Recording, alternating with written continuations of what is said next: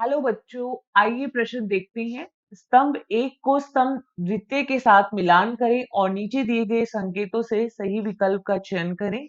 स्तंभ प्रथम और स्तंभ द्वितीय।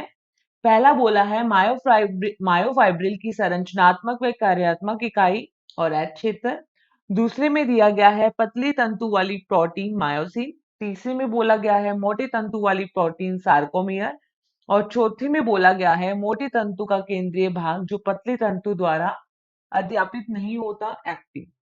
तो देखिए, अगर हम इस प्रश्न की मुख्य अवधारणा के बारे में यहाँ पे बात करें तो हमें यहाँ पे दो स्तंभ दिए गए हैं, स्तंभ प्रथम व स्तंभ द्वितीय, और हमें इन दोनों स्तंभ का आपस में मिलान करना है।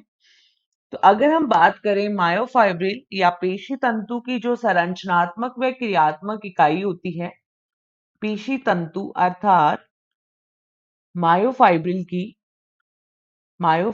की संरचनात्मक व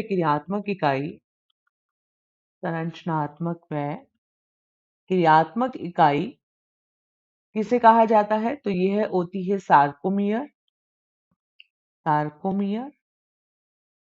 और अगर हम बात करें पतले तंतु वाली जो प्रोटीन है उसे कहा जाता है एक्टिन प्रोटीन। पतले तंतु वाली प्रोटीन जिसे कहा जाता है एक्टिन प्रोटीन।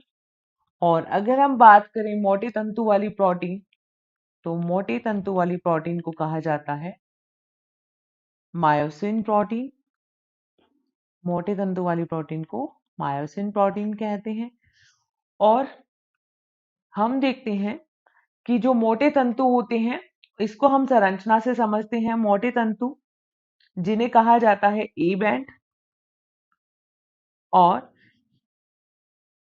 इसके पार्श्व में यहाँ पे पाए जाते हैं हल्के बैंड जिन्हें कहा जाता है आई बैंड। ये वाले जो बैंड है, ये कौन से बैंड है? हल्के बैंड जिन्हें कहा जाता है आई बैंड। ये है आई बैंड। और आई बैंड के मध्य में मोटा बैंड जो है वो है ए बैंड।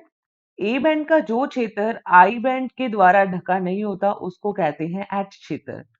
तो यहाँ पे हमने देखा आई बैंड, और ये भी आई बैंड है, और आई बैंड के मध्य जो रेखा पाई जाती है उसको कहते हैं जेड रेखा। ये है जेड रेखा। तो एच क्षेत्र वह क्षेत्र होता है जो कि आई बैंड के द्वारा या हल्के बैंड के द्वारा अधिरोपित नहीं होता। तो यहाँ पे अगर हम देखें मायोफाइब्रिल जो कि एक ए दिया गया है, और ये संरचनात्मक व क्रियात्मक इकाई को क्या कहते हैं? सार्कोमियर। तो ए को तीसरे से मिलान करेंगे। बी पतली तंतु वाली प्रोटीन जिसे एक्टिन कहते हैं, तो बी को चौथे से मिलान करेंगे। सी मोटे तंतु वाली प्रोटीन मायोसिन है, तो सी को द्वितीय से मिलान करेंगे। और चौथा यहाँ पे जो ए बैंड या गहरा बैंड या फिर मोटे तंतु का जो भाग आई बैंड से अधिरोपित नहीं होता उसे एच क्षेत्र कहते हैं। तो डी में क्या आएगा? प्रथम। तो देखो, ए में तीसरा केवल एक ही विकल्प में दिया गया है, तो पहला, दूसरा और तीसरा विकल्प गलत हो जाएगा।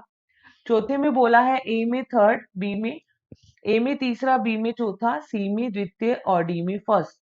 तो इस प्रश्न का सही विकल्प आएगा केवल चौथा या डी। आशा करते हैं आपको इस प्रश्न का उत्तर समझ में आया होगा। धन्यवाद।